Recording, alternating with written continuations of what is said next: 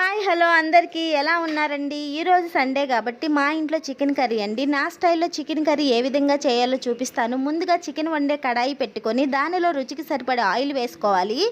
Oil వేడెక్కాక 3 లవంగాలు, 1 దాచిన చెక్క, 3 కట్ చేసిన ఉల్లిపాయలు, 4 పచ్చిమిర్చి ఆయిల్లో వేసి దోరగా వేయించుకోవాలండి. ఈలోగా మనం అల్లం వెల్లుల్లి మిక్సీ వేసి పేస్ట్లా చేసుకోవాలి.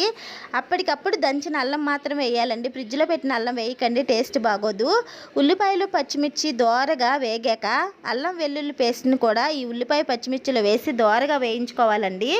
ఈ అల్లంకి ఎల్లుల్లిపాయలకి నుంచి వచ్చే ఆ స్మెల్ ఉంటుంది కదండి, దాని యొక్క అరోమా చాలా బాగుంటుందండి. ఈ విధంగా ఎర్రగా దోరగా వేగిన తర్వాత మనం చికెన్ని వాష్ చేసుకున్న చికెన్ని ఇందులో వేసుకోవాలండి. ముందుగా వేయకండి, అల్లం పేస్ట్ వేసిన తర్వాతే ఈ చికెన్ని ఈ యొక్క కడాయిలో వేయండి. వేసిన తర్వాత ఈ చికెన్ నుంచి మనకి చాలా వాటర్ అనేది బయటకు వస్తుందండి.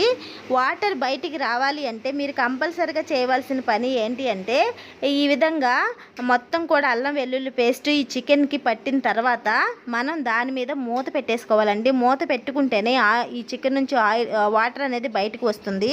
ఈలోగా మా హస్బెండ్ మా పిల్లలు ఏం చేస్తున్నారో చూసేద్దామండి. మా పిల్లలకి స్కూల్లో బుక్స్ ఇచ్చారు.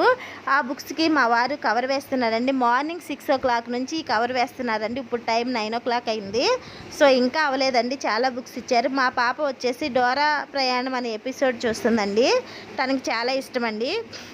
సో నా పనులు వచ్చేసి నేను మార్నింగ్ లేసి ఇల్లు నీట్గా పెట్టేసుకొని క్లాత్ వాష్ చేసేసుకొని ఈ విధంగా బండ మీద పెట్టేసుకున్నానండి.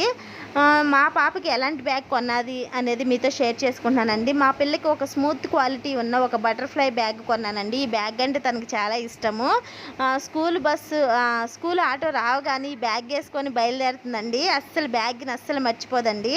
ఇంకొక కొత్త వస్తువు ఏంటంటే ఇన్వర్టర్ కొన్నామండి. ఇది అమ్రాన్ కంపెనీ ఇన్వర్టరు. దోమలు బాగా ఎక్కువగా ఉన్నాయండి. పిల్ల కాళ్ళ నిండా దోమలు కుట్టిన ఘాట్లే ఉన్నాయి. అందువల్ల ఇన్వర్టర్ తీసుకున్నామండి. ఈలోగా చికెన్ కర్రీ ఏమవుతుందో చూద్దాము. ఆ చికెన్లో నుంచి ఈ విధంగా వాటర్ మొత్తం బయటకు వచ్చేసేయండి. ఈ బయటకు వచ్చిన తర్వాత ఇంకొంతసేపు ఈ యొక్క చికెన్ని బాయిల్ చేసుకుందామండి. ఈ లోపల ఇంకో స్టవ్ మీద మనం రైస్ పెట్టేసుకుందాము. మా వారు మా పిల్లలు ఇద్దరు పనులు అవ్వలేదండి. మా బాబు టిఫిన్ తీసుకురావడానికి బయటికి వెళ్ళారండి. అట్టు ఇడ్లీ తీసుకొచ్చాడండి. నేను అనుకోవటం అయితే అలా అనుకున్నాను, బట్ షాప్ ఆవిడ మాత్రం నాకు ఒక మేలు చేసిందండి. 2 పొట్లాల్లో కూడా అట్టు ఇడ్లీ కట్టిందండి. లేకపోతే మా ఇల్లు ఏడుపుతో రణరంగం అయిపోయేదండి. ఎందుకంటే వీళ్ళిద్దరికి అట్టే కావాలండి, ఇడ్లీ ఎవరు ఇష్టపడరు. ఆవిడ ముందే గమనించి ఈ విధంగా కట్టినట్టుంది. సో మా పిల్లలకి 2 ప్లేట్లు ఇచ్చేసానండి. వాళ్ళిద్దరూ కూడా టిఫిన్ని ఎంజాయ్ చేస్తున్నారు. సో చికెన్ నుంచి వాటర్ మొత్తం ఈ విధంగా ఎవాపరేట్ అయిపోయిన తర్వాత రుచికి సరిపడే సాల్టు, ఒక 2.5 స్పూన్ల కారం, అదే రెడ్ మిర్చి పౌడర్ అంటారు కదా, ఆ కారం వేసుకోవాలండి. ఆ కారం వేసుకున్న తర్వాత ఈ యొక్క ఉప్పు కారం మొత్తం కూడా చికెన్ పీసెస్కి పట్టే విధంగా బాగా కలుపుకోవాలండి. కలుపుకున్న తర్వాత మనం ఏం చేయాలి అంటే మూత పెట్టేసుకోవాలండి.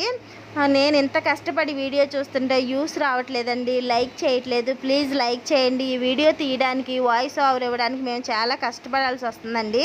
మా పిల్లలు టిఫిన్ కంప్లీట్ చేసేస్తున్నారండి. మా హస్బెండ్ కూడా బుక్స్ కవర్ మొత్తం ఆల్మోస్ట్ కంప్లీట్ అయిపోయినట్టే. ఈ లోపల చికెన్ కర్రీ కూడా ప్రిపేర్ అయిపోతుంది. సో 9 o'clock కల్లా మా ఇంటి పనులన్నీ కూడా ఫినిష్ అయిపోయినాయండి. సో నా చికెన్ కర్రీ నుంచి ఆయిల్ అనేది ఈ విధంగా బయటకు వచ్చేసిందండి. నేను యాక్చువల్గా ఆయిల్ ఎక్కువైపోతే ఆయిల్ని వంచేస్తానండి, ఉంచను. నాకు ఎందుకు ఈ చికెన్ కర్రీలో ఆయిల్ ఎక్కువైనట్టు అనిపించింది. సో ఆయిల్ మొత్తాన్ని కూడా నేను షింక్లో ఉంచేసేస్తానండి, ఉంచనండి ఆయిల్. పిల్లలకి ఆయిల్ ఎక్కువ పెట్టకూడదు. నాకు తెలియలేదండి ఈరోజు ఆయిల్ క్వాంటిటీ. సో ఎక్కువైపోయినట్టు అనిపించింది. Thank you.